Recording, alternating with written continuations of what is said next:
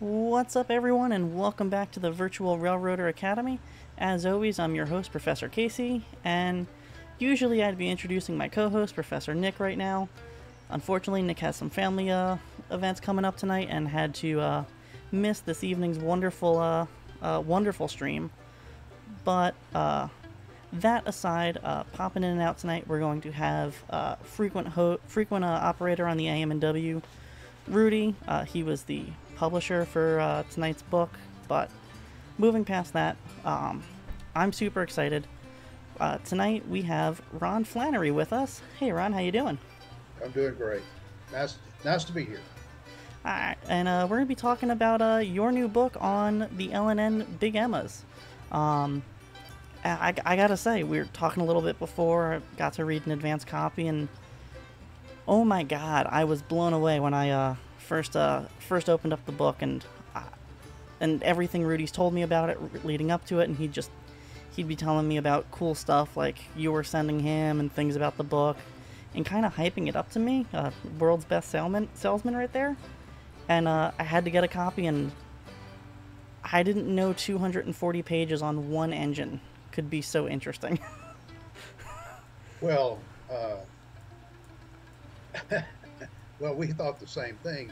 We kicked around the idea of a book for a long time, but what triggered it was the article that Charlie Kastner wrote in the December 1972 issue of Trains. That's when David Morgan was the editor. Charlie and David were boyhood friends, and so when you look back on it, it was amazing that Morgan, for the first time in the history of Trains magazine, agreed to have the entire editorial content of one issue devoted to a single class of steam locomotives that really weren't that well known. But no, it was. No, And that article is included in the book, and it's an amazing prelude to the rest of the content that's in there. yeah. What and we had kicked. I've known Charlie since 1961. He'd just been employed by the L&N PR department to do to be a staffer. He did a number of things, but the L&N had a PR department on the 11th floor of the general office building in Louisville, and Charlie was given a road assignment to do a piece on a new coal washing plant in eastern Kentucky. And at the urging of the agent in Harlan, Kentucky, who knew about my grandparents and me, I had this little railroad museum. I was 13 at that time. I turned 14 the next month. But they decided to do a sidebar story on me. And so he came there, and I remember he was. You got to remember it's the '61, so Charlie's not a big guy. He had a little fedora hat and a kind of trench coat and a 4x5 speed graphic. And he interviewed me, and it turned into a two-page, not quite two-page story called Cinder Loving Train Brain. And it was about literally my lifelong obsession with L&N, the L&N Railroad, and particularly L&N Steam. So among the things that I collected at that early age were these big clinkers that came from the firebox of these Big Emmas and J4 282s, because I remember those things so well. I was 9 years old when the L&N dieselized.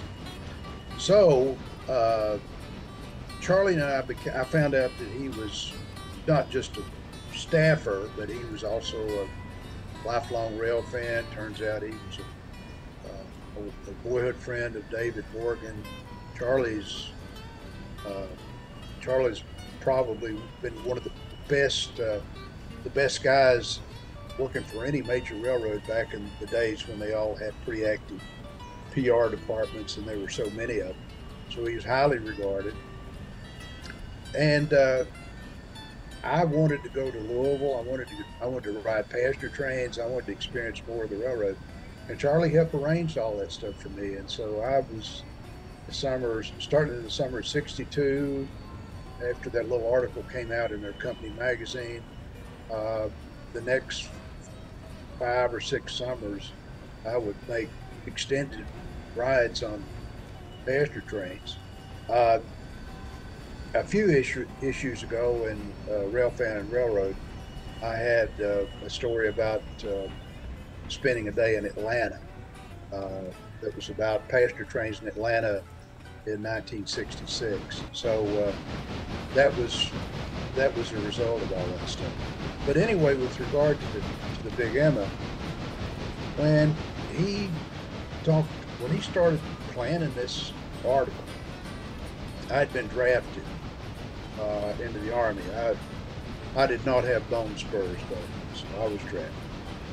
So uh, I was at that time I was stationed at Fort Pachuca, Arizona. I had been in New Jersey. I'd been at Fort Monmouth, Okay. advanced training. Anyway, I was in Arizona. Charlie contacted me by mail. We had back then when you made a phone call, it was called long distance, and it was very expensive. And we talked briefly, but he was picking my brain as well as the brains of a lot of people about these M1s. What I knew was mostly my memories and memories related to me by my grandfather, uncle, my father, and a number of people, the railroaders, stayed at my grandparents' rooming house in Laurel, Kentucky. So I knew all these guys. And I'd kept notes, had interviews with them, not formal interviews, but I'd kept notes to know as much about these locomotives as I could, because I just thought I was crazy about it. But anyway, Charlie published this story in December 1972. I can see bits and pieces of things that I told him in the text, but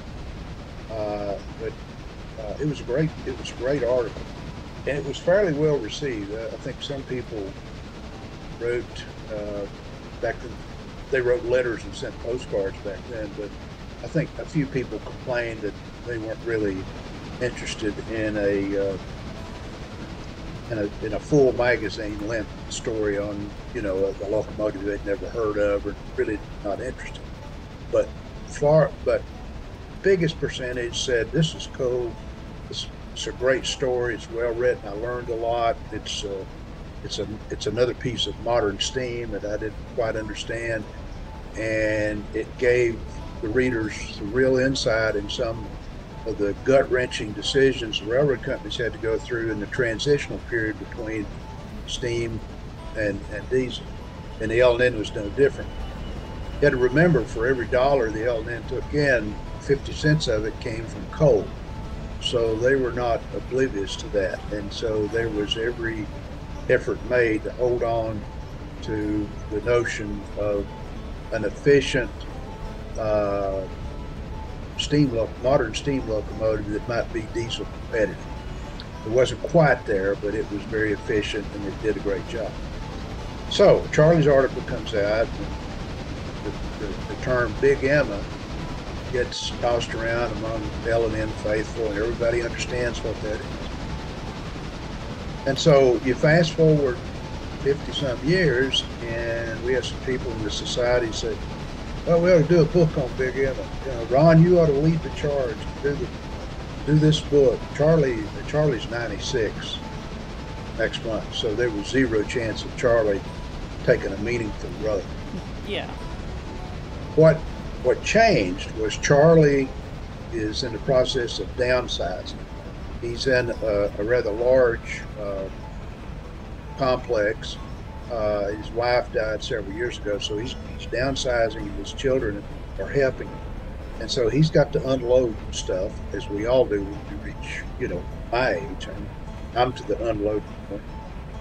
So my friend Charlie Bucola, who's one of my colleagues, lives in Louisville. He's chairman of the Kentucky Railway Museum. He and I have been friends since the 70s. We've written co-authored articles together, and he's just a really great guy. We just get along real great. So he calls me up and he said, and he works with Charlie Kastner to help him with the L&N corporate archives at the University of Louisville. So they've known each other for a long time. But anyway, I don't mean to go into this long explanation, but what changed was Charlie gave up all of his research to us. He gave it to the society. And it came in a large box to me with the understanding that whatever we did with it, it would end up in our archives in Chattanooga, which is where it is now. And when I got through the box, it was like Christmas, mega Christmas. Here was all his original research, manuscripts, correspondence, diagrams, lots of photos I had never seen. Basically all the stuff that ended up on the cutting room floor because you couldn't squeeze it into a magazine article, even a long one. And out of that, I told Charlie Bucola, I said, there's a book here. I just don't know exactly how I'm going to construct it or how we're going to construct it, but there's a book here. So we started kicking things around about how we do it, and we immediately contacted what was then Kalmbach, Carl Swanson, said, we want to lead off with the original article. Text-wise, we'll change some details because of the 50-some year time span. Tense, things like that, person, whatever. Yeah. We'll use different photos because now we have access to photos we didn't have back then, and we'll use some of the original photos. But our constant goal was to try to use illustrations that had not been shared, hadn't been published in. So that's a lot of rocks to turn over. And so that was the lead off. And of course, Kalmbach said, that's great. We just acknowledge it, which we did, of course, in a big sort of way. And then we split up the writing assignments. For better or worse, I decided to take on writing a description, we'll call it fictional history, of what it would be like to climb into the cab of one of these engines at Corbin, Kentucky. Second engine on a doubleheader, got 130 loaded coal hoppers behind, and you sit in the jump seat behind the engineer. The cabs on these engines were really big. They had 2 seats on either side. And then describe everything about the run. Where you are, what your speed is, what the throttle setting is, not in detail, but just explain things. And where you're going to make a brake application, why, what trains you meet, where, why did you meet this train here? Anything unusual about it. And I followed, and we took the run all the way from Corbin to DeCourcy. So I used notes from guys that had been dead for years, who described little bits and pieces of these runs. And then I took this quantum leap forward to say, well, I'm going to do one on the Cumberland Valley Division, which was a section of the railroad I knew best. And I had ridden both of these routes in freight trains, both authorized and unauthorized in the years, not in steam. I did ride L&N 152 over the Cumberland Valley, but I did the same thing. And then the last one I did was the Eastern Kentucky Division, which is a little place called Neon that goes through Whitesburg and Hazard and on to Jackson and Ravenna, Kentucky, places that are pretty obscure and are stuck right in the heart of Central Appalachia. And that's where these engines operate. And so to that, we added pieces on passenger service. 4 of those engines were set up to run on passenger trains, and we had good information, data on that. Charlie Bicola did sections on the construction and planning of these engines. He did part of the pasture train section. He did a lot of the pieces that he did the pieces I didn't do, and I tried to focus on operations. And this was all done virtually with Rudy. We've never seen each other except a screen. I think we had exactly one Zoom call, right, Rudy? One call. He and I haven't talked about this, but when I was looking for a publisher, and I've done 10 books, so I've done books for lots of folks, lots of different publishers, some still in business. I never did get a flat out no, but I didn't gauge the degree of enthusiasm that I wanted, so I kept looking. And so talked to Kevin Keefe and Scott Lotus and some of those guys, and they kept saying, "Do you know Rudy Garbly?" I said, "No." So, "Do you know Rudy Garbly?" "No, don't know him." You should talk to him. This is the kind of thing that could be in his wheelhouse. And I said, well, okay. So I guess what we did is, I vetted Rudy a little bit because I thought, well, is this guy legit, or is he, is he working out of a tent in the desert somewhere? So he's real, and I suspect Rudy maybe have vetted us a little bit because he said, do I know this guy? Would that be true, Rudy?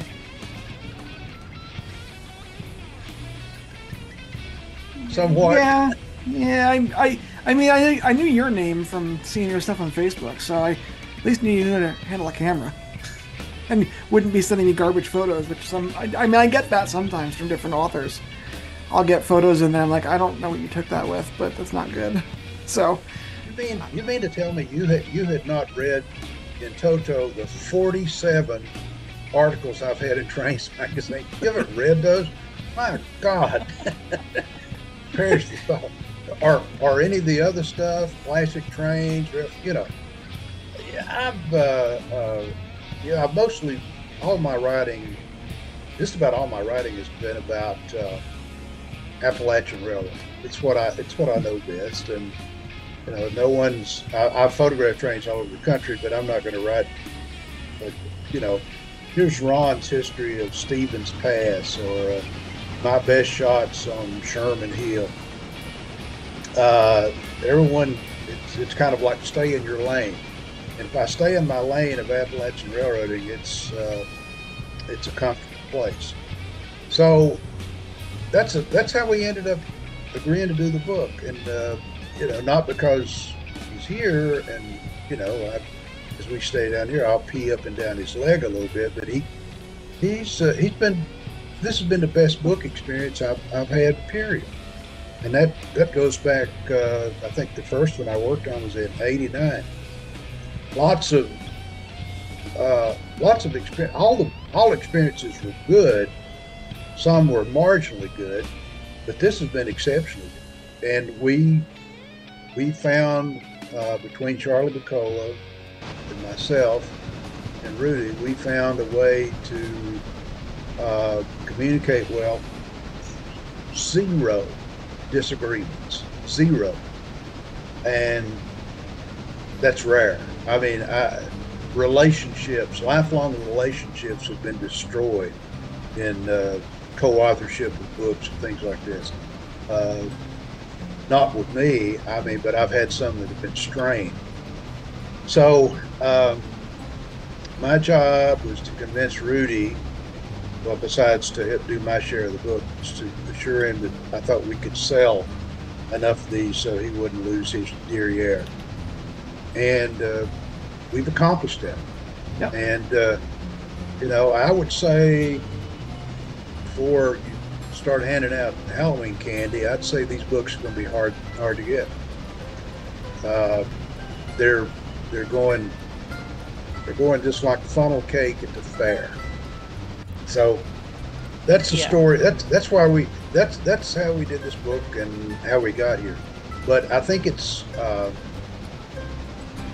I think a book, in my opinion, I think a book is different because it's not just about facts, figures, and grade area, and cylinder diameters, and thrust, and have got three safety valves. One of the settings, it's about it's written in the words of real railroaders who ran and maintained and planned these things, because we were so fortunate to have what I think in the bibliography about 50 different interviews of guys all long gone, but we were able to save through Charlie's stuff and stuff that I had, and a place to put it all together. I've talked way too much. Hey, you can ask no, me. you are fine. One of the things I noticed when reading the book was that, especially in your section when it gets out of the technical of the engines and the Charlie's article in the beginning, but it was very much a story of life along the railroad end to end for each division, and what made this yard special, what they did here that was unique and different from what they did at this other yard, or this, what was special about this helper operation. And that it made it so much more about, it wasn't, I felt like I wasn't reading about the engine at that point. I was reading about the people, and the engines were the conduit for that. Yep. And that, when I tell you I read this in two sittings, sitting down for 2 days to read it, I blazed through the book in my first sitting, and have gone back to read it a second time to actually process all of it. It's such an interesting way of telling a story, and I'm not sure if that comes from your writing or Ruby's publishing, or a combination of both of them mashed together, but it's a palatable read that's different than any other book about a single locomotive I've ever read. Thank you. I think it was. I think Rudy gets some credit, and I'll take some credit as well. You had the story of riding on these locomotives, and I came up with the idea of just stepping aside and dropping in an anecdote about something that might be germane to wherever they were, or whatever they were doing, or some unusual thing, or a story that might be pertinent, a little side story. And I wasn't sure if Rudy would go with that. I hoped he would, but he embraced it and said, "No, this is pretty cool." He said, "Your formatting and the word file is screwed up." He said, I had to work on that forever. But that's not. Hey, it was much better than if I'd scribbled it out on at longhand. So. But the format was something I came up with, and I didn't know if it would work or not. I just figured, if I didn't do something like that, the text would be as dry as popcorn flatulence. And so I favor a more folksy and authentic sort of way of writing. Authentic in the sense that I want it to be something that a real railroader would appreciate, and not just some nerdy techno freak, all due respects, rail fan. You got to find some middle ground in there. There's got to be a story. There's got to be a hook.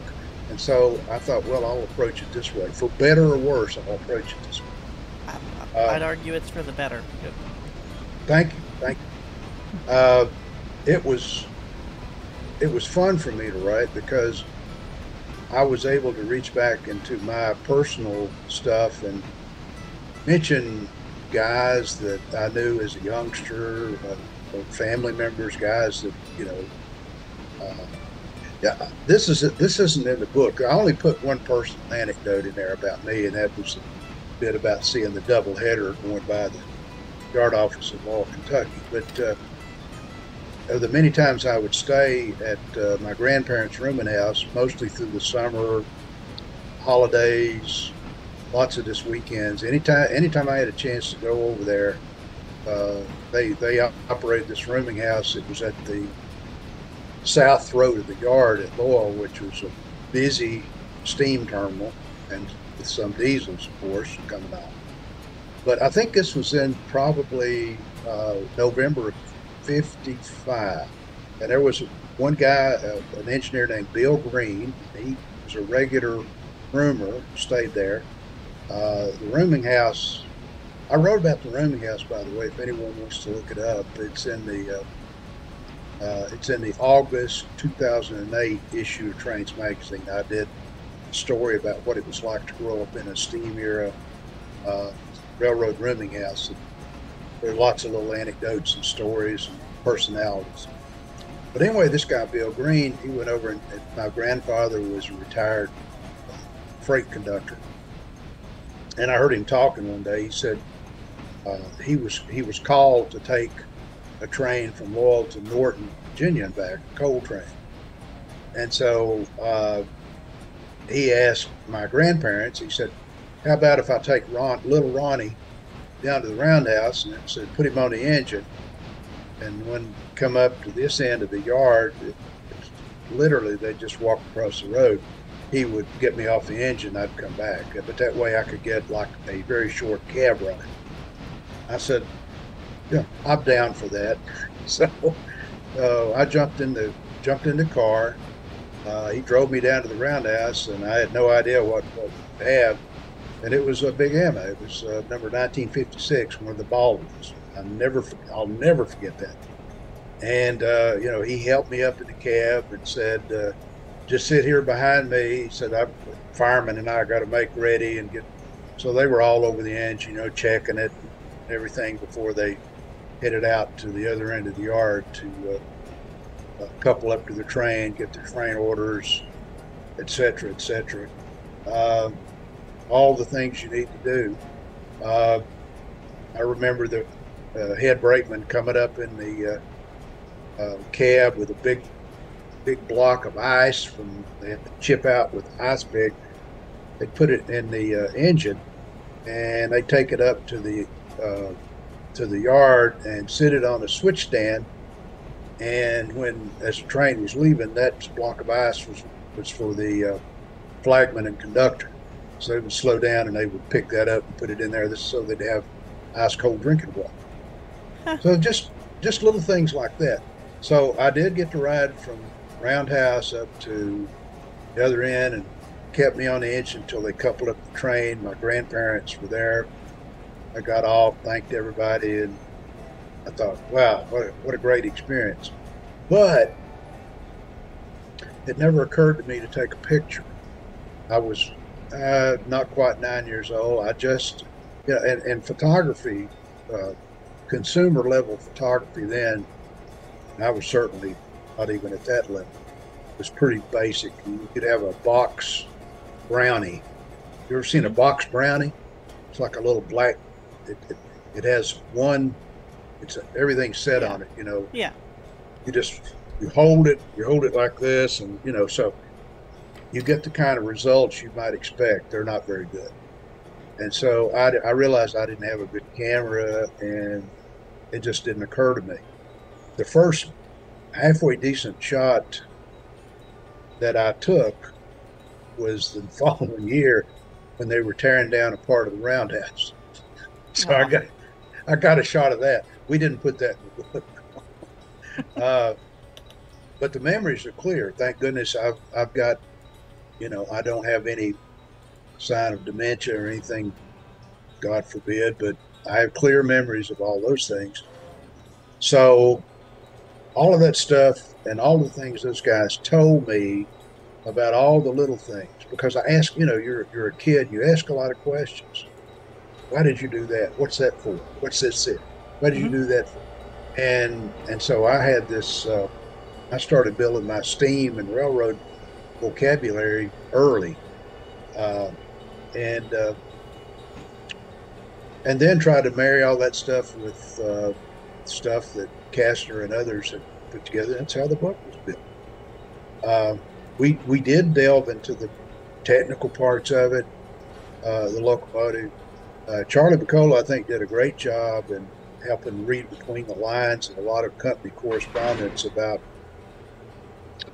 how the L&N decided to buy uh, 5 freight diesels, F3s, low-geared freight diesels with 12-tooth pinion gears. That, well, I think they were good for 50 miles an hour to use as basically as pushers, along with these 22 M1s that they got from Lima Hamilton.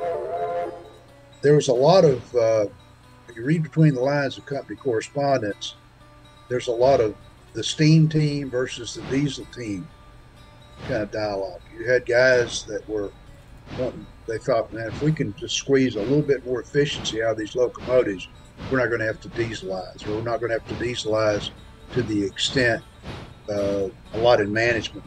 So there was a lot of pushback. But the reality was, as good as Big Emma was, and as good a job as they did for the railroad, you know, F3s, F7s, RS3s, FA2s, they did better. That's the reality. And it just was a matter of time before the change was made. Consider the fact that those engines, the last engines were being delivered into the summer, into May of 1949. At the beginning of 1950, the L&N announced we're going to total dieselization. Short span of time, just looking at, they did comparative tests, and you couldn't run away from it. It's a business. They did everything they could to minimize the political damage within the coal fields, with the very thought that they were going to use motive power on the L&N that burned something other than coal. It was not well received. There were lots of local editorials in Eastern Kentucky, Southwest Virginia press that just eviscerated the L&N for running a diesel. My God, yeah, they just ripped them in, ripped them. And of course, the railroad knew better. They knew better. It's, you can't be a Luddite. Technology moves on, and it had moved on here. I don't see as many coal trains here. I see maybe a fourth of what I saw 20 years ago. It's not political. I can guarantee it's not political. It is the movement of technology away from fossil fuels. And if you want to hold on to the past, it's artificial, and it's going to cost you a lot economically. So it's sad because things change. But the quality of my life was measured for a long time in the number of trains that passed within sight of my home or where I work. And it's nothing to what it used to be. So instead, I'm left with a lot of slides and negatives and a lot of memories. But I'm not oblivious to the fact that things have moved on, and they will continue to. And maybe one day, not in my lifetime, there'll be fusion. Where you make energy from nothing. So, natural gas, keep it.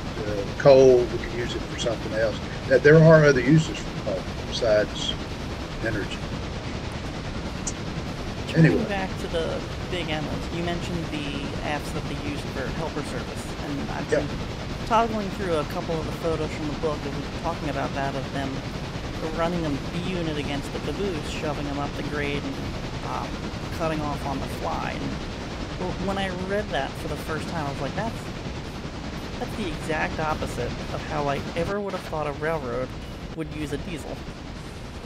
You're going to be our pusher, and for folks watching on stream, that's we have F7s in the game, and that's exactly what we're doing to get up over our first grade of the evening, is the backwards Fs. So you'll be seeing a lot of L&N-isms in how we get this train over the road this evening. Well, you need to look at the Eastern Kentucky Division. That was a major coal generator, and it was a major outuse by these engines. So the Eastern Kentucky Division was built on a water level grade into the headwaters. Mm-hmm. And so the higher up you go in the watershed, there's a slight grade. It's not dramatic, but it's upgrade. And so you load coal in the headwaters and you bring it down the river, which is optimal. Mm-hmm. So that's the way it worked on the Eastern Kentucky Division from Neon all the way to Ravenna. But eventually, topography will come up and bite you, and you have to engineer your way around it. And there was one pronounced. They followed the North Fork of the Kentucky River.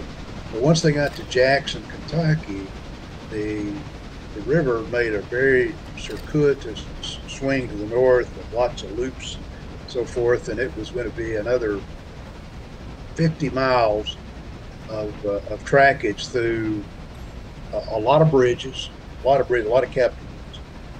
So they made, right or wrong, they made a decision to have a short pusher grade that started outside of Jackson, a little place called Gentry. And it was only about, don't hold me to this, I don't have a book in front of me. It's only about 3.5, 4 miles. A little over 1%, not bad. And then, of course, you get to the top and then you go down the other side. So basically what they did is they took a tributary and jumped into another tributary of the same main stream on the other side. So they jumped from one tributary to the next. So you got to help with it. So from the earliest days of the EK, they wanted to run as many cars on the coal train as they could wiggle with. So even with 280s and later with 282s, they would have comparatively large trains, maybe initially 80, 90 cars and then more. And so they had this, you are committed to this pusher grade. And so what they did for years and years is to maximize the coal train length. They kept two engines. They worked two engines in tandem, double-headed pusher, to shove these coal trains over the hill. Well, start doing the math on it. It's two engine crews, 24/7, twice the coal, twice the maintenance, twice everything is double. So it got to be pretty expensive. So wise or unwise, I think Charlie Bacola and I determined that buying the F3s was kind of like a compromise. Hey guys, we can try diesels, in a modest sort of way. And look, here's the perfect place to put them. We'll put them here. We'll use 3. Can use as many as 4 of these things. We'll keep the 5th one out in rotation, and it can be maintained. They didn't know exactly what the shop rotation time would be out of service, because there was a lot of steam mentality that went into that. Steam locomotives didn't operate, round the clock. They didn't. They would work a shift, and then it was kind of like they had to rest. But not diesels. They were quite different. So they were able. So they came up with this formula. Like, we'll get these Big Emma 284s. We'll get more of those, and we'll get these F3 pushers, and we will master Elkatawa Hill forever. By the way, locally it's pronounced Elkatoy, but if you read it, it's Elkatawa, but it's called Elkatoy locally, kind of like Appalachian. And so that's where they were. And the thing that convinced the L&N to fully dieselize was a cold strike. And with coal loadings down, these units were leased to run elsewhere on the railroad.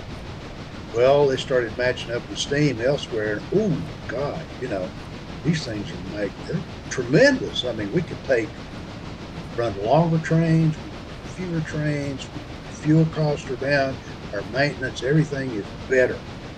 And so they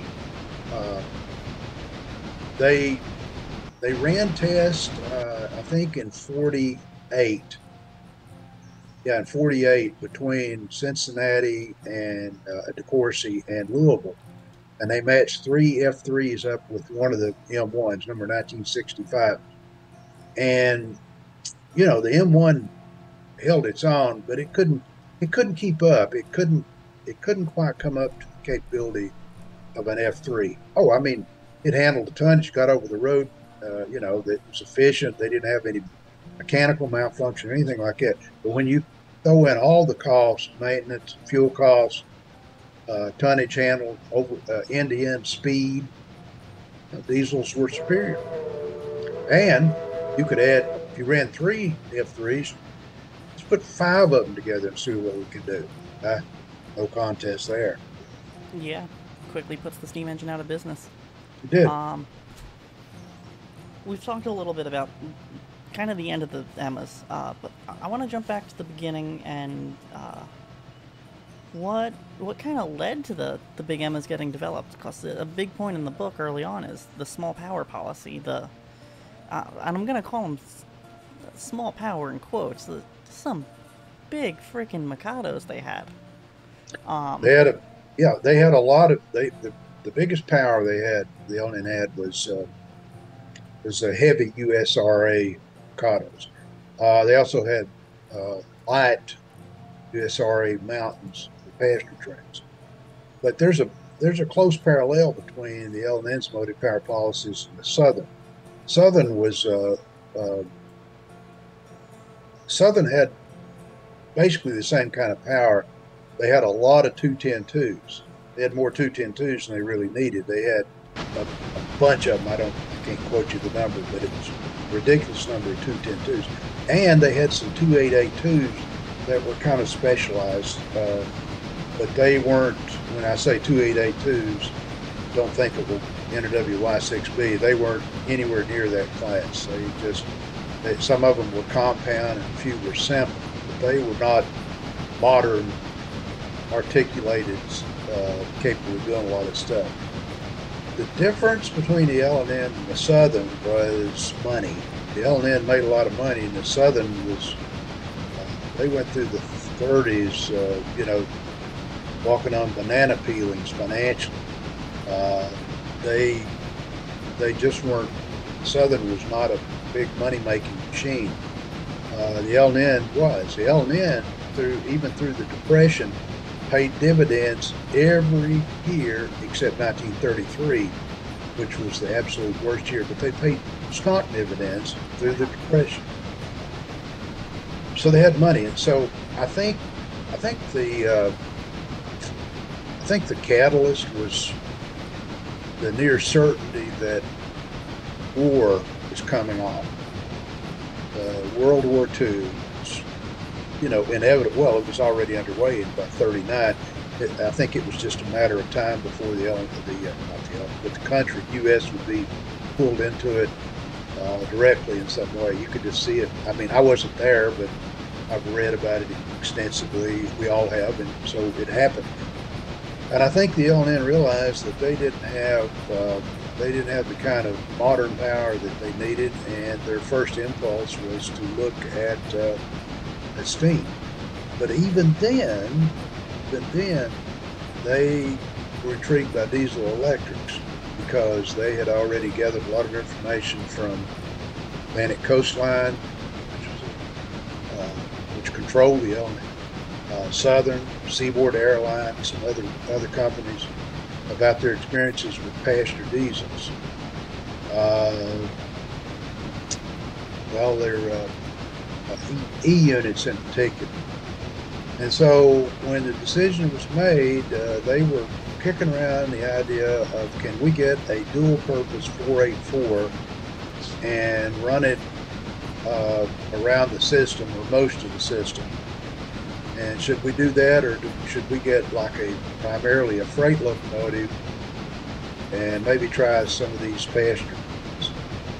So the company correspondence between administrative, management, mechanical, transportation departments, we had a lot, just about all that stuff. They finally come up and decide we're going to get 16 E6s from General Motors, and we're going to use those on our primary passenger trains. The advantage is they can run all the way to New Orleans, even though you get south of Mobile. You know, the railroad's built on like a sponge. You've got along the Gulf Coast, you've got all these timber trestles, and they just couldn't handle the axle loading of anything bigger than a light Pacific, believe that, or a consolidation. That's as big as they could run south of Mobile. And they had some other places where big steam wasn't going to work. They had a drawbridge at Decatur, Alabama, over the Tennessee River that belonged to the Southern. And the Southern said, no, you got to rebuild that. We can't take the engine on that stuff. So they ended up deciding on these 284s and these 16 EMD 6s, both of them. They placed orders in 1942 for both of them. And in both cases, the 284s would be limited between Corbin and, of course, here Cincinnati. But because passenger traffic was starting to go up because of the war, they had 4 of them equipped with signal lines, communication line, air signal,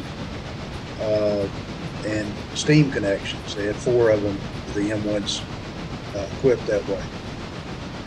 And they found out, yeah, they could run. They routinely could hit 100 miles an hour.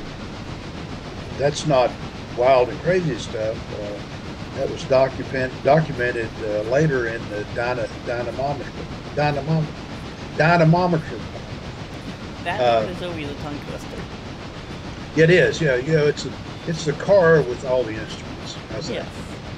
Yes. So anyway, find the photo now of the from the book from the dyno test. Yeah, there's the big coal train.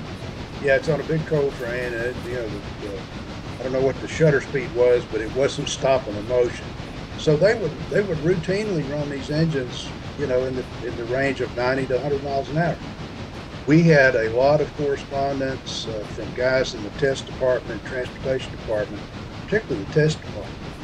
Some guy in the test department who worked on that car said that they concluded, without a doubt, that those engines could exceed 100 miles an hour, but it didn't matter because they didn't have that much straight track.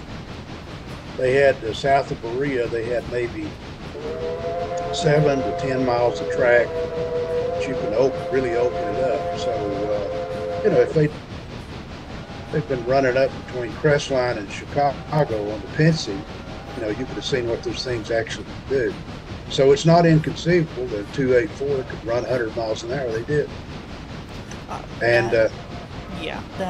That blew me away in the picture we just looked at. Like you can see the speed in that image without a doubt. They're scooting.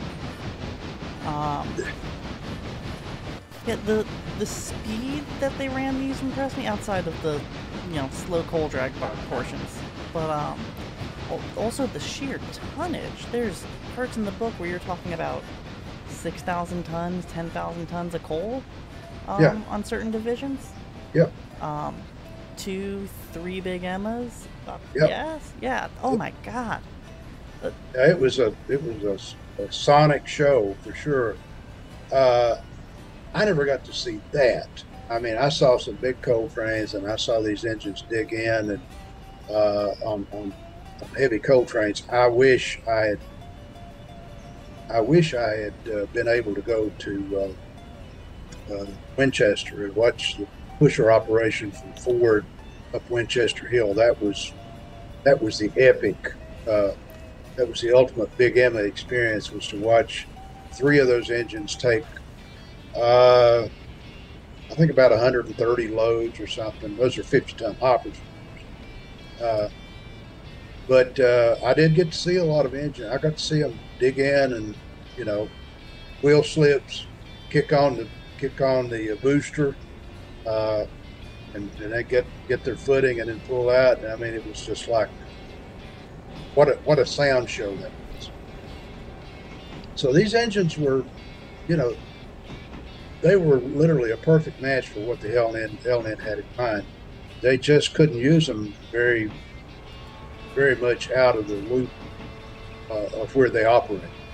But that's where most of the big tonnage was. So. Yeah.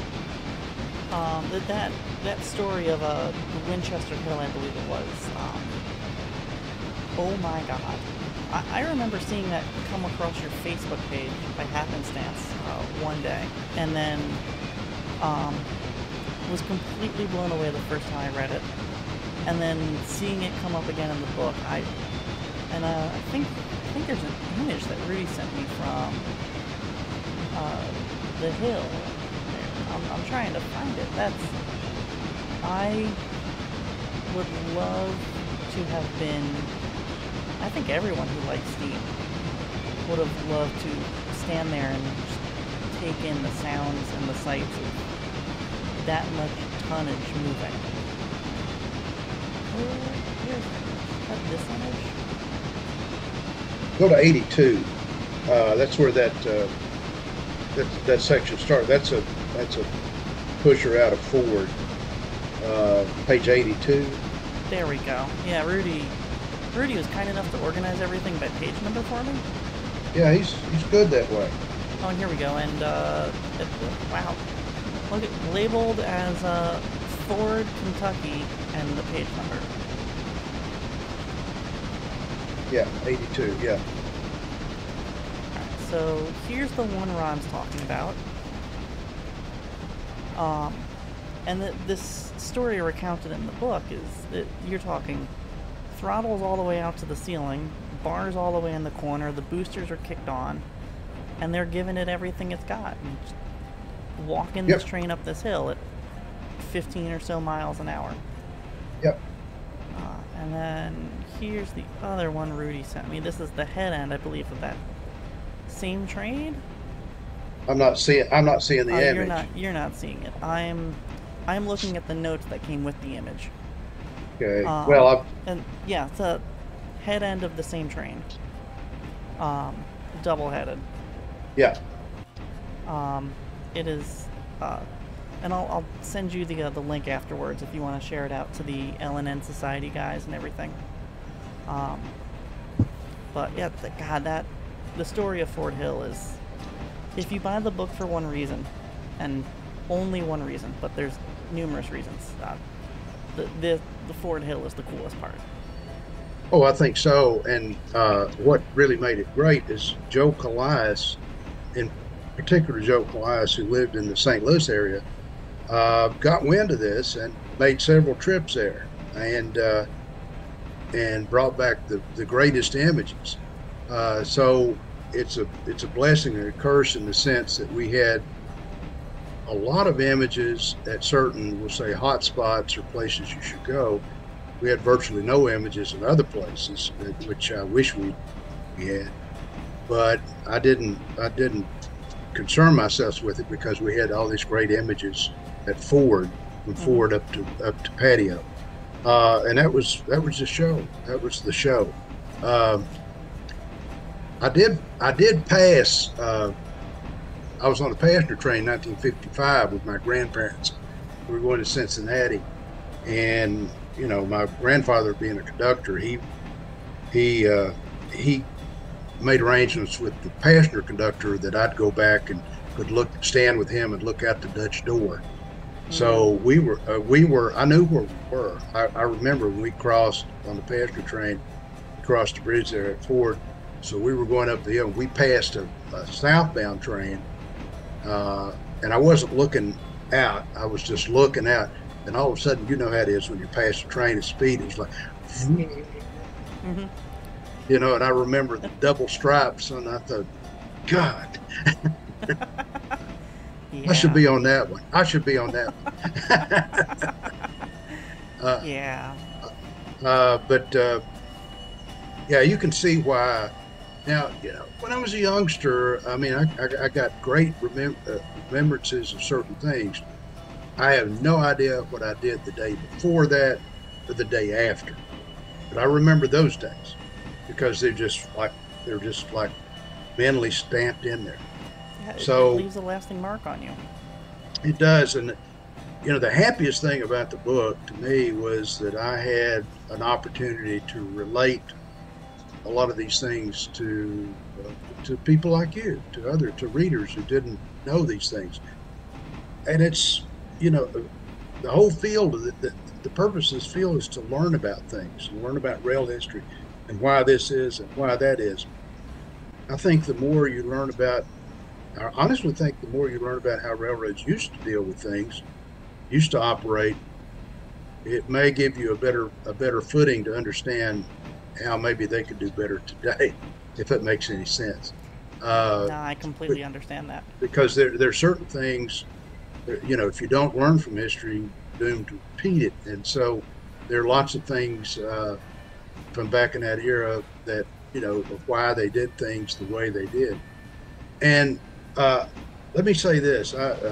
There's a friend of mine who used to be a prolific author in trains, a guy named Fred Fraley. Fred lives in Aspen, and I sent some. He's a journalist by trade. He worked at Chicago Sun-Times for years. Was an editor for U.S. News and World Report, and written extensively on trains on operation. Fred's great. He's a great writer. So I would send him some first cuts of some of my texts. And he's the guy who came back. He said, "Look, Flanary," he said, you can take this another step. He said, you've been on enough steam engines, you've been in the cabs, a lot of these modern engines, you've been around this stuff, you know how it sounds, how it smells, how it feels. He said, take this to the next step. Tell them what it was like to be in a cab when it's 10 above zero. What did they eat? When did they eat? How did they deal with no radio communications? How did they deal with all these things? You know the answers to all that. Include that in the text. And so I did. I expanded on all those pieces, and that's when you get into explanations of why there's a little collection of porcelain signs in there, but RC Cola, Moon Pie, and Knee High. Mm-hmm. That's the guys in Kentucky just light up about that because that's home. That's the way things work. And because I knew these guys, I knew how they prepped to go to work. I knew what the conditions were. I knew that they all took coffee in little pint whiskey bottles and jammed them in between the back head and a pipe, and you'd always have hot coffee. So I knew all these things. And so he said, the more you can incorporate this, the more authenticity bring to it, and the more you memorialize things that are otherwise going to be lost forever. So I thought, I didn't know if it was too trivial or if I was off in a tangent, and Fred assured me I was not. And he said, you put your foot on the accelerator and milk that for all it's worth. So I did. All the while talking to Rudy, he's crunching his own numbers and talking to printers, and I'm thinking, going in, Rudy says, I'm thinking we'll do 250 softcover books, about 128 pages. And I said, okay, well, that's a book, And so we kept cranking out. Charlie and I would keep cranking out stuff, and we'd send it back and forth to each other. And I said, I don't know, Charlie, we're going to have to take a chainsaw to this. I said, there's way too much. I said, I'm accustomed to editing stuff down, but I feel like a lot of this stuff's just a waste. So then I started sending it to Rudy. I said, how much am I going to cut? He said, go ahead. You're okay. Go ahead. Just keep writing. And so that's how it ballooned to 240 pages. Uh, and I'd have to think, he hasn't said this, but I think maybe as we went along, his confidence in us to generate a marketable book kind of went up incrementally. And I think that's how we ended up there. But by the time we reached 240 pages, we hadn't left much on the cutting room floor. Because we laughed with Rudy, there will not be Big Emma the sequel. No, there will not be. You can't get a photo book out of a second edition. I could get you a pamphlet. It's like I keep saying this, but like every part of the book it's interesting, it's captivating, and the images, we've seen a couple already tonight, but they're mind-boggling in detail, and how much you can make out, and it helps sell the story of just how cool these were. I don't know a better way of putting it than just, they're cool. Well, they are cool. They're great. They're cool. I mean, understand that was my railroad world. I mean, I was a captive to the L&N as a youngster. I mean, there was the N&W. I actually remember vaguely some Southern steam. Excuse me, and that was in '52. I don't remember seeing any steam on the Clinchfield. And then, we traveled around. In '57, for instance, we took an extended vacation to the Philadelphia area and ended up staying up there about a month. So, I mean, I was, 8 years old. So, I mean, at 8 years old, I mean, I'd been to New York City, and wow. I mean, that's nothing you guys, Atlantic City. I've been to, they'd taken me on to all the mandatory places. I've been to Valley Forge. We were all over D.C. and we did everything. I went to the Franklin Institute. I saw the Baldwin. What is it? 410-2. Forgot the number. 50,000. 60,000. Yeah, so whatever it is, I remember that. And it would move occasionally. So yeah, I was all captivated with that. And I remember coming home. My father was a teacher. He's a band director, and so he came on home. And my mother and my sister and I came later. And from Philly, we got off. We boarded a train at a suburban station, Fallcroft. Anyway, I don't know, but we ended up in D.C. But the train we caught out of D.C. was Southern's Pelican, number 41. Mm-hmm. It went all the way to New Orleans, the long way, through Roanoke, Bristol, Knoxville, Chattanooga, Birmingham, and eventually New Orleans. So the train didn't leave until about midnight. So I remember we went down, and there were 3 of the dirtiest, old, nastiest green F units. They just looked like crap. But they were at the head end of the train. The train was a mix of mostly heavyweight, a few lightweight cars. So we found a seat, and the trains, I don't know how you know if you know this, but Southern trains that hand off to the N&W should do that at Monroe, Virginia, north of Lynchburg. And so they would swap out motive power and crews. So the next morning, somewhere past Roanoke, I woke up and stretched and pressed my face against the windows. We went into curve and side rods flailing. It was a J, N&W J. It was the 604. I found that when I got off at Bristol.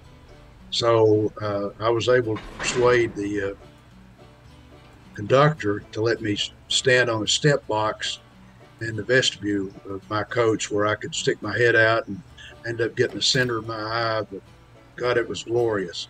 Imagine, this was 57.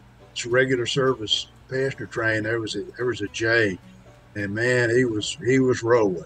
And then when we got to Bristol and her father met us, I walked up to the head end. No pictures, but great memories. And by the end of that year, NW Steam on that line was gone. So wow. So it wasn't just L&N. I was fortunate to see a lot of stuff in that region, and was really ticked off by dieselization. I couldn't make my peace with. I know this is crazy. I couldn't make my peace with Alco RS3s and F7s. It took me a few years. I started taking photographs of them, and I thought, well, it's a train. It's not what I want, but it's here, and who knows? There may be some value in these things later on, and there was. Later on, I found out. I said, "Oh my God, 5 RS3s together." Yeah, yeah. I mean, what about it? So, a match set of F7s, 5. A, B, B, B, B, A, or whatever, Yeah, whatever. So, but then, my love of steam kind of morphed into broader interest in railroading in general, because you can't be, if you're going to be interested in operations and all the other stuff, passenger trains. I loved passenger trains, and so I got the full immersion after that. Yeah. Wow. I can't imagine what it's like to wake up on a train and you're getting pulled at speed behind it. Like, that's a mind-boggling experience for me. Yeah, and here's the other thing. No one else cares. It's just a train. Yeah. It's just a train. We're a unique group of weird people who care about stuff like that. The only other experience that comes close to that is well into the 60s, to about 67. Short line railroad from Johnson City to Elizabeth in East Tennessee and Western North Carolina. It's about 11 or 12 mile switching roads. A remnant of the narrow gauge that went all the way to Boone, North Carolina, Tweetsie. Well, this was the standard gauge section, and they had two former Southern Railway 280s, 207 and 208. You would probably know them as 630 and 722. And Graham Plater started ramping up the steam program. He went to the ET&WNC in 67 and said, "Look, I'll trade you two these wonderful Alco RS3s straight up for those two engines, and spare parts." And he did. And they got repatriated to the Southern. And of course, they had careers. 630 still runs on a regular basis at TVRM, and 722 is being rebuilt in North Carolina. But the point of the story is, in the 60s, they were just everyday engines. They rotated those engines, I think, every week or 2 weeks. And, 6 days a week, you could drive over there and just watch them, photograph them, switching, moving back and forth, switching industries, kicking cars. It's a short line. And they were absolutely in pristine condition. And I thought, I was going nuts over this. This was in 63 and 64. I just started driving. And so I was taking pictures and I'm going nuts over this. And the crews were so friendly. Get up in a cab and I'd ride around with them for a while, hand-fired 280s. The thing I remember is no one else paid any attention to it. It was just a train. It was a train. Oh, yeah, it's a train that comes to Elizabeth and those old steam engines, yeah. We see them every day. And so to the rest of the folks, it was no big deal. Now, the railroad's abandoned now, but if the tracks are still in place and the railroad is still in operation, and you went back into operation daily with coal-fired 280s, it'd be a traffic jam.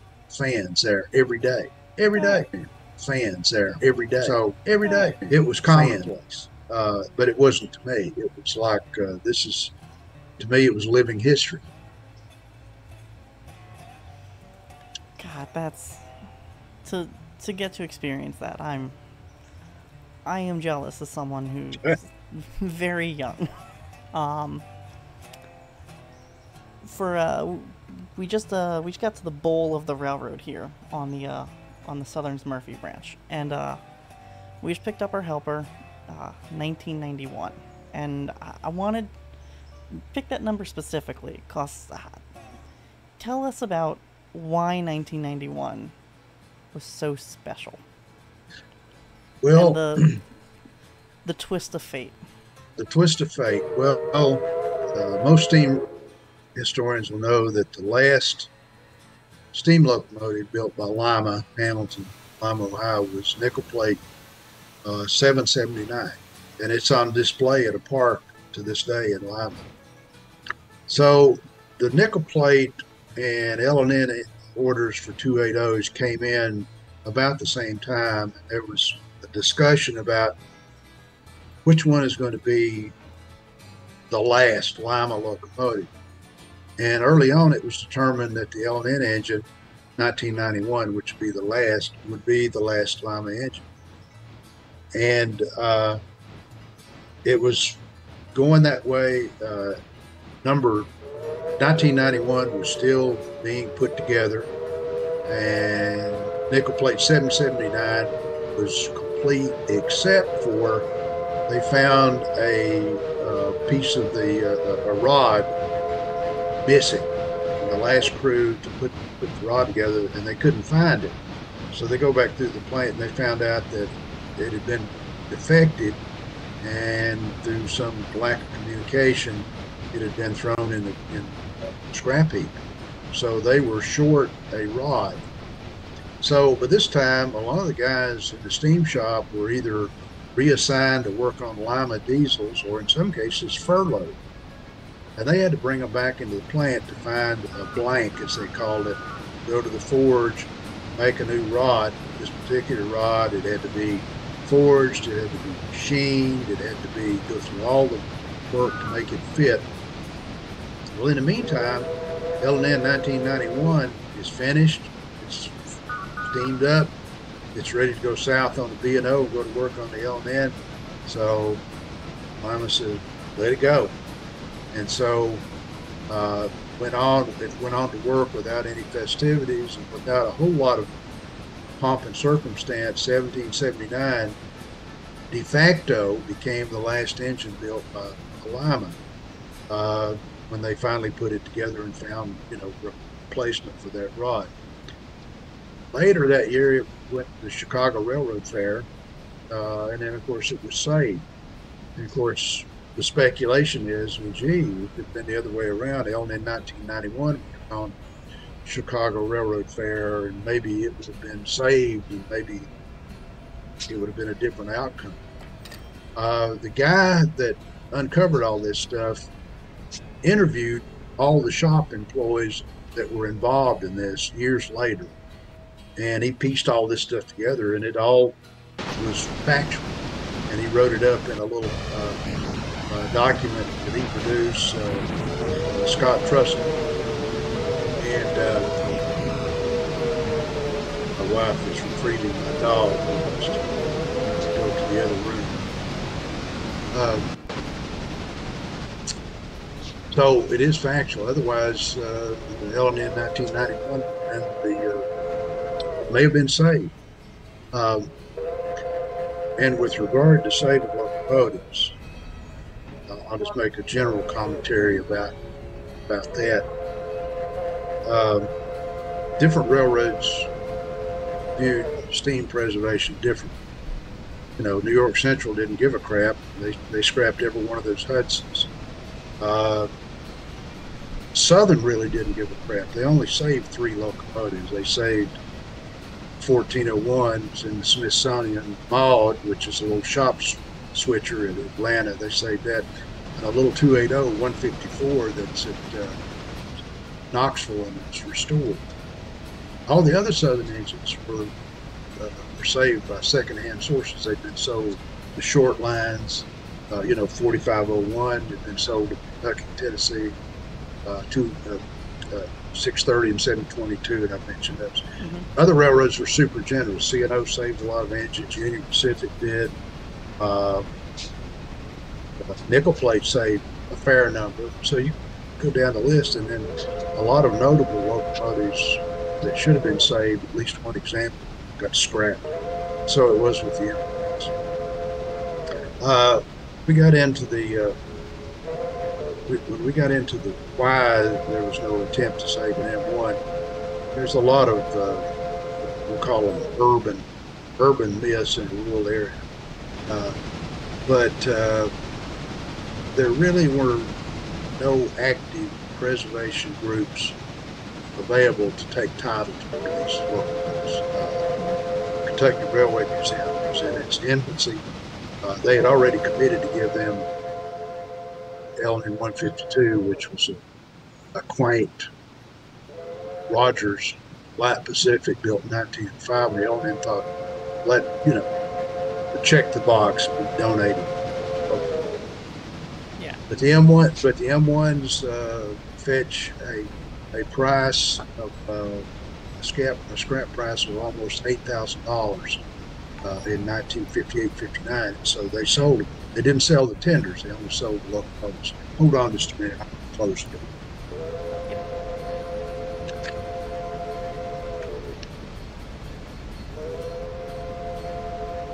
That's okay.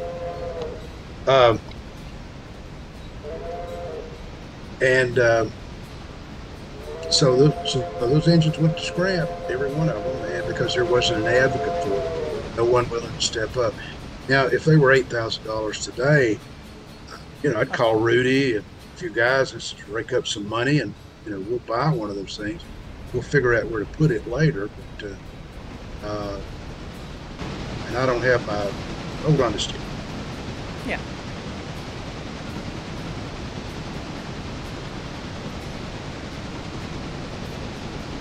I was going to check the current value of $8,000. There's a CPI calculator I use, but I can't see it. But the L&N's very conservative, and they wanted the money. They sold those engines for scrap. There are only 3 L&N steam locomotives still in existence. That doesn't count the General, which they ended up owning. But there's 152, and there's a couple of 080s.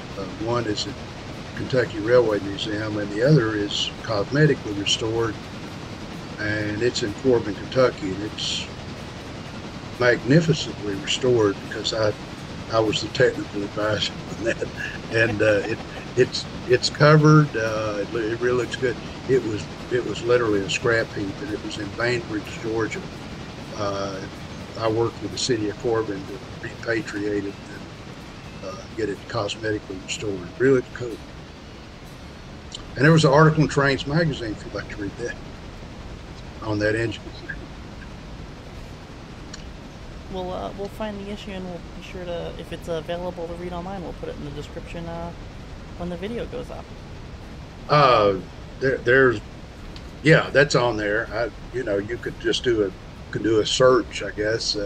I trashed all my back issues of Trains because they were just old and moldy, and they're online now. So I'm trying to be modern. My grandfather and I did the same thing recently. We cut down our whole model railroader collection.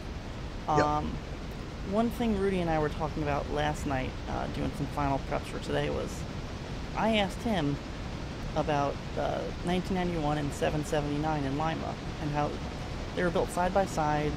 It was like 3 days apart that they left the shops, and there's not a single photo of those two engines at Lima together. There is, but we couldn't find it. The guy, my friend Scott Trussell, found a shot of it, but he doesn't have it. It was done it was done before you scanned stuff. But there may be a shot of that that's in existence, and it could be with whatever historical society in Lima that's the repository for all those negatives and everything. But we had a pretty decent stash of Lima photos, enough for the book to show the engines under construction there. I wish I'd had that side-by-side shot, but I think I've seen it. So now that the pressure of the book is gone, I may go on a search to see if I can find that in my leisure. But yeah, putting the word out to my community. If any of you know of that photo, send it to me. I'll happily pass it along to you, Ron, if it comes up to me first. But I want to see that. That is a shot for the ages. Well, we can, anything like that. That's, we have. I work with Steve Jessup of White River Productions. He's our production editor for the L&N HS magazine. I'm kind of like the content guy. I shovel him stuff to let's do this, let's do that. But anything like that comes up later, we can put it in our magazine. Matter of fact, inevitably we found a few minor typos, nothing major, but we'll probably run a errata sheet at some point in our magazine. But we've only found four or five little minor things. One guy said, "Oh, you said a so and so. This was a sold SOLD coal train," and he said that should be solid. I said, "No, it's okay." I said, "All the coal was sold." I said, "Otherwise, they're not going to haul it." Yeah, it's just inevitable. Yes, inevitable. It's true. And we've spent a little bit of time comparing or talking about the nickel plate and L&N. Is there anything that particularly set the M1s apart from any of the other Berkshires that were out there that were built? They were the most expensive. They got every bell and whistle they could possibly get. Mud flaps, herb feelers, fuzzy dice, whatever. They got the L&N, which is a very conservative railroad, but they spent a ton of money on these things. And every little efficiency advice you could find. But even then, as you go through the specs and you look at the correspondence, you run into these situations where they swallow an elephant and gag on a net.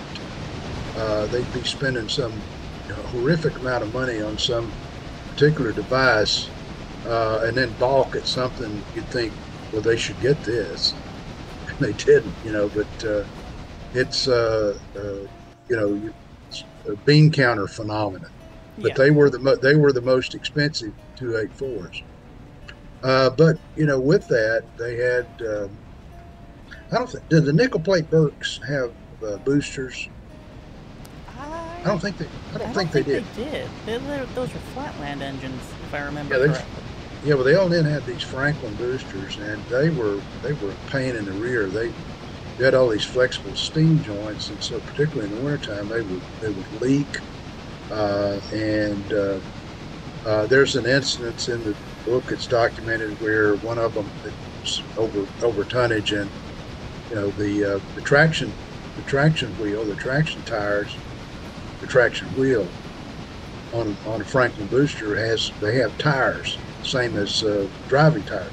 So they slipped a tire, and so they had to go back and jack this thing up and try to reset a tire on a trailing truck, if you can believe that, until they could limp it back into the terminal and deal with it.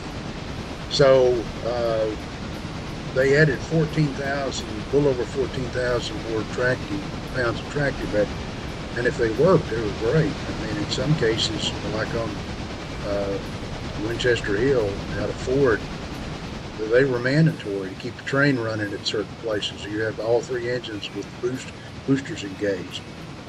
But then later on, we found, and we showed some photographs of where the L&N had removed the booster in later years. When they were using them at that time between Ravenna and DeCourcy, and really you could get over the road without a booster. And so rather than deal with the maintenance of it, they would jack it up, scrap the booster, sometimes leave the pipes in place, sometimes remove them. You know, these are just little details you get into. I was at the, you know, you think you know a subject, and you get into it, you realize, oh wait, God, I've never operated a 284 on a coal frame. So I started reaching out to people that I knew. Steve Wickersham worked for Ross Rowland for years. Steve, big help. Gary Bensman, I've known Gary for a number of years. He's the guy that rebuilt the C&O 2662. And Ed Dickens on the UP. I'd send Ed questions. Of course, he's on tour now. And he was really helpful. He'd send detailed explanations. Ed, what do you think about this? And so forth. What's this appliance? I ended up, I had to buy two copies of old locomotive cyclopedias.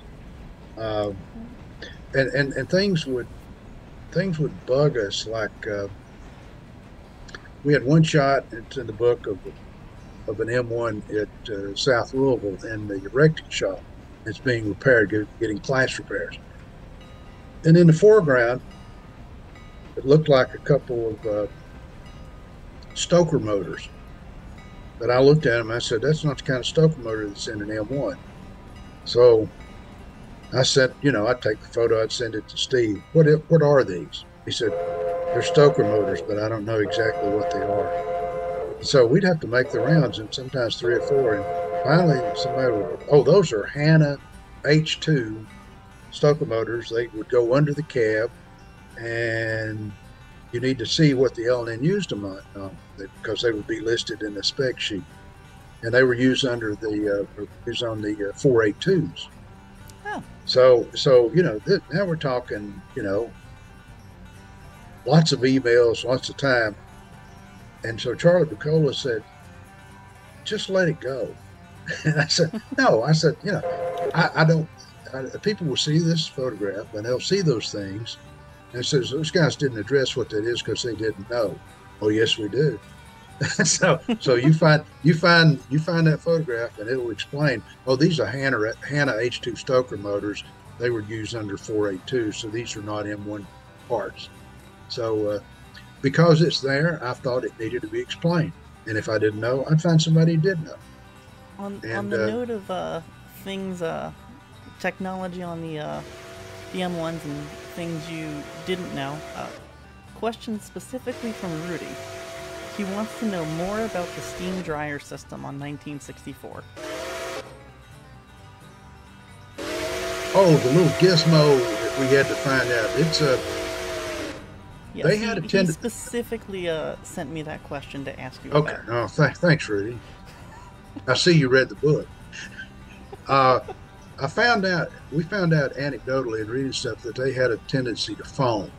And that's not good, because you basically got impurities in the water that can foam up, and it can force water into the dry pipe.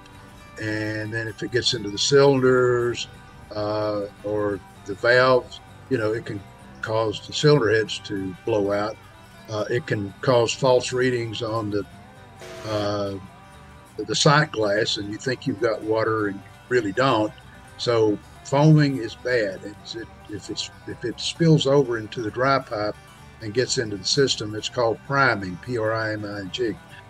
So this was a device that basically sucked up water from around the mud ring, the bottom of the firebox, and ran it through centrifugal force and discharged it. So it's getting rid of the muck.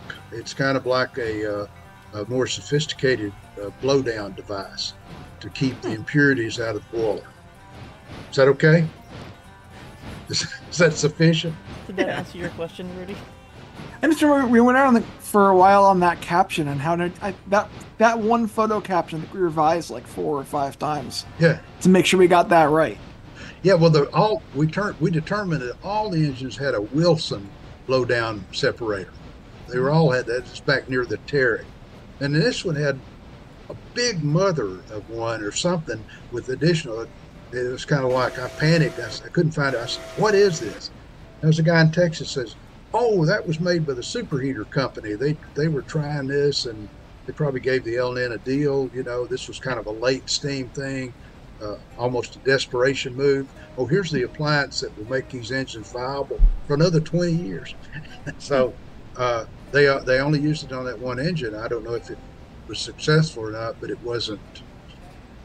Probably not enough so that it warranted application to other engines. So it was that particular separator was built by the superheater company, and he sent drawings on it. And Rudy can tell you, we went back and forth. He just watched in agony while we were trying to figure out what that was.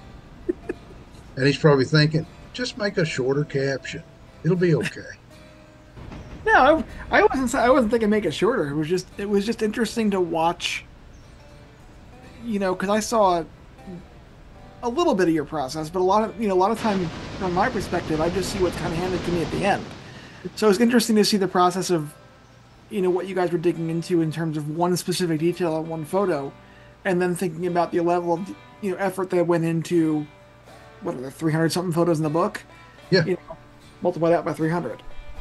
Yeah, and a big percentage of the photos were not identified by date or location or anything. So you had to go on knowledge of what was there.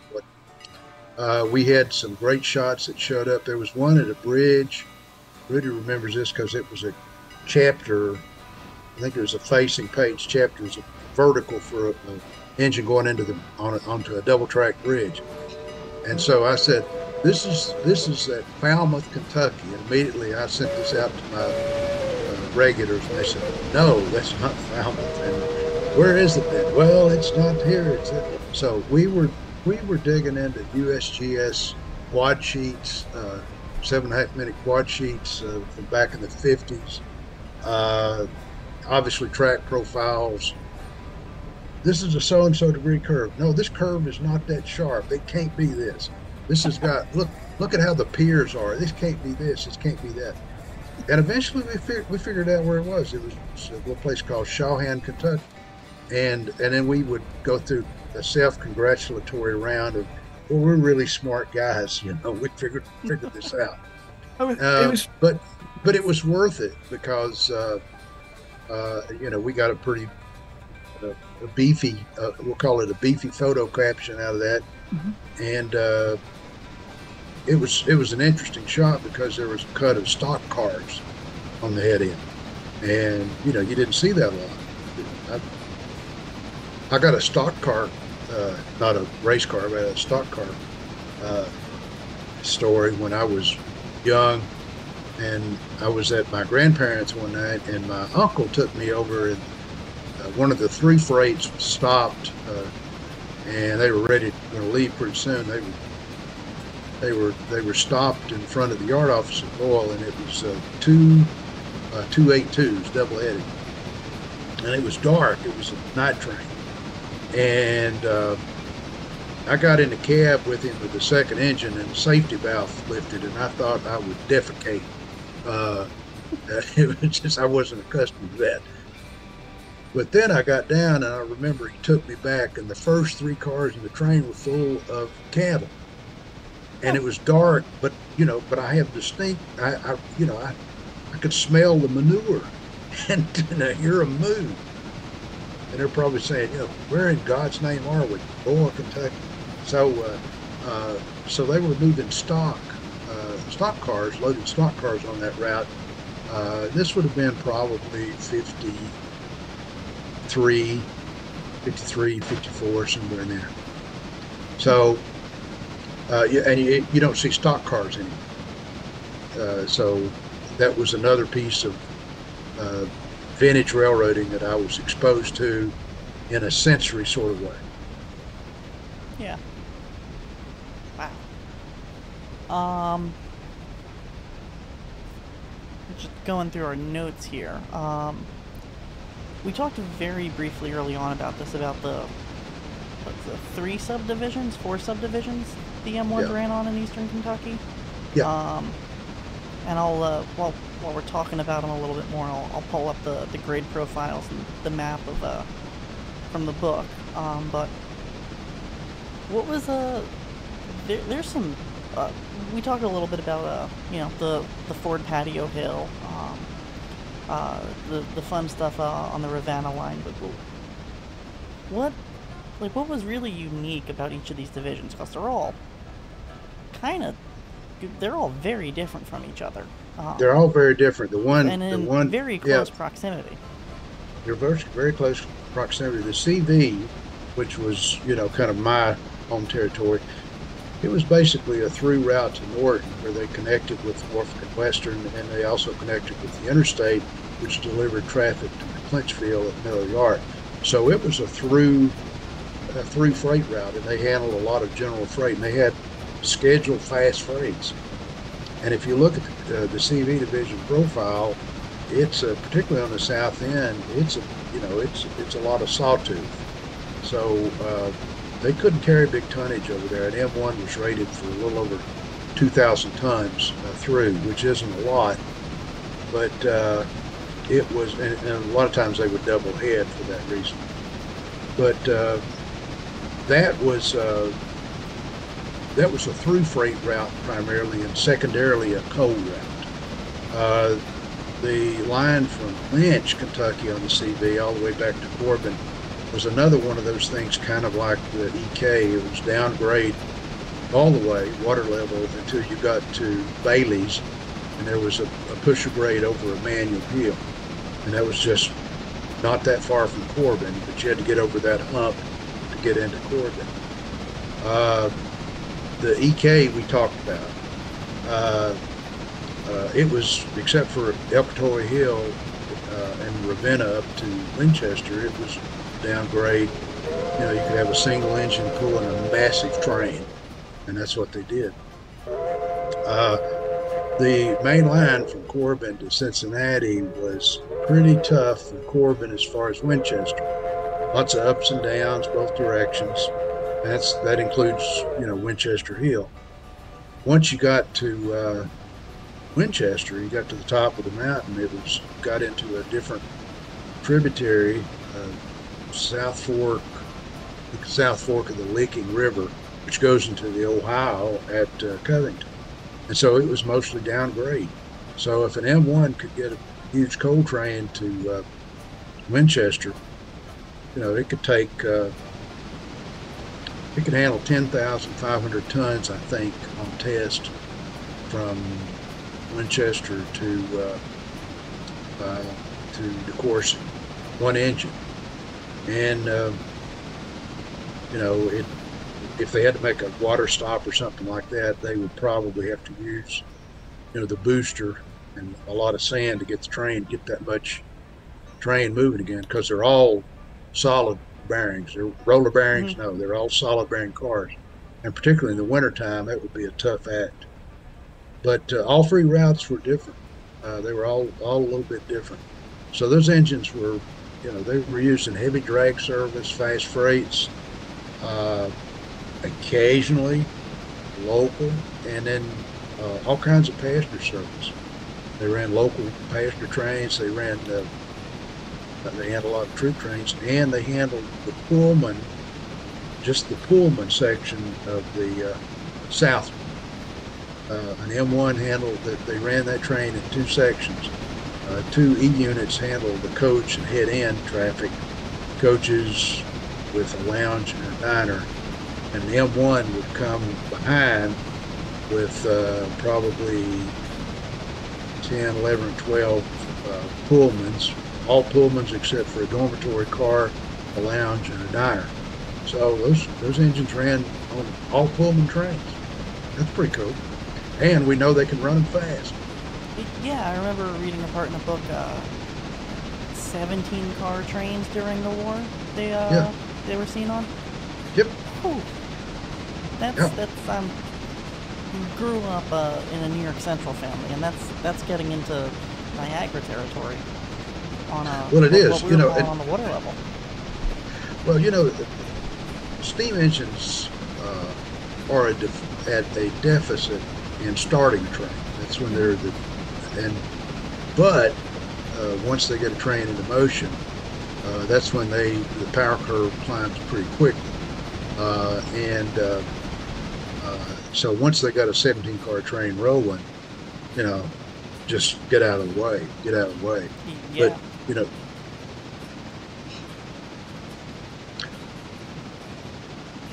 okay, what else? I think you left off a really interesting really interesting part of I gotta check my notes, of the CV division, the switchback. Yeah. Well, the switchback was built in 1930. You can find an article on that in the August 1985 issue of Trains. Some of those people have always asked me. I said, yeah, that's August 85 or whatever. That was built, hold on a second.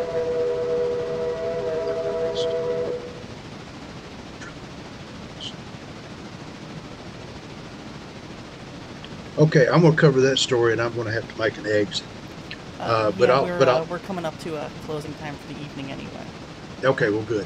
Well, not good, but the switchback was going to be a temporary thing. They intended to build the line all the way through the mountain from Kentucky into Virginia, and eventually build a connection with Clinchfield and Spears Ferry.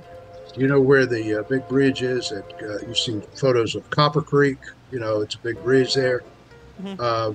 There would have been an L&N bridge coming across the same valley to form a junction there, kind of like at Keddy Wide in the Feather River.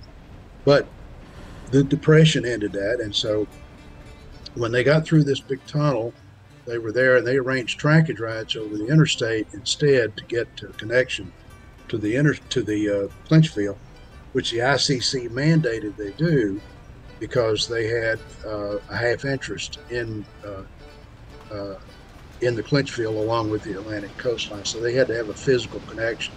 So they did that with the switchback and trackage rides to get to Miller Yard. So the switchback is a double switchback, has actually 3 levels, and it's still in service, the only mainline switchback in the United States. And traffic is not nearly what it used to be on there, but every day or so, 2 or 3 trains traverse the switchback. Very interesting operation. I've never found a photograph of a steam locomotive on the switchback, but I covered that with a painting that I did in the book, as you probably know. So that would have. Yes. It shows a couple of sections of train 65. And the second section is out of the tunnel and on the lower leg with an M1. So you may have to be patient, and you may have to get some information from guys that know what's running and when. But if you want to see a truly unique operation, photographer it would be worth your while to go to the switchback. It's not hard to find once you know where it is. I did not realize that still existed. I'm gonna have to look at that on Google Maps later. It's there. It's still in operation. A fascinating piece of railroad. Well, guys, I'm going to have to make an exit stage right or left, but I hope it was enjoyable. I hope it wasn't boring. I certainly hope, on Rudy's behalf, we hope if you don't have Big Emma, you go out. He'll take just about any type of credit cards, library cards, S&H green stamps, Bitcoin, urine specimens, anything value. So, but the important thing about the book to me, because we did it, it's all volunteer for us. None of us received a dime for it. So the proceeds go to, obviously Rudy and to the L&N Historical Society. But to us, it was preserving a legacy of Appalachian railroading and this locomotive, and people who knew those locomotives and ran them, loved them and cared for them, and remembered them long after they were gone. So that's our contribution, and that's the payoff for me. Yeah, Ron, thank you so much for coming on. Thank you. Plugging the L&N Historical Society, gonna put a link to that down in the chat. We talked about it in the last stream of joining different historical societies, because they usually have awesome magazines that they put out quarterly, annually, biannually. So we do a quarterly magazine. It's excellent. What can I say? So I'll put the link down for that in the video afterwards. If you want to buy the Big Emma book, get it before it's gone at www.bigemmabook.com. I hope I got that right, Rudy. That link will also be down below. Yep. It is worth, if you like hardcover, it's worth the money. If you're worried about money, the soft cover is also excellent. I'm a hardcover collector, but that's just me.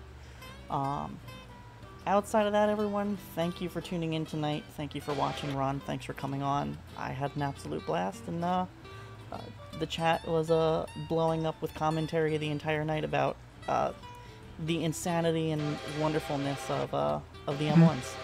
It's great. Well, guys, thanks again. You guys are scholars and gentlemen, and all the rail fans I've ever known, you're two of them.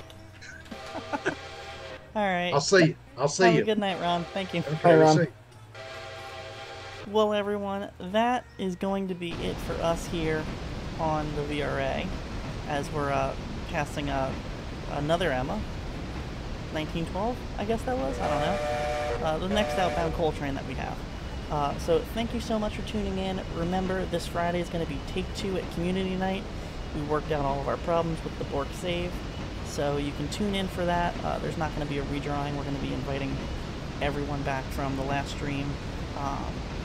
As always, I'm Professor Casey, and thank you so much for a wonderful evening. Have a good night, everyone.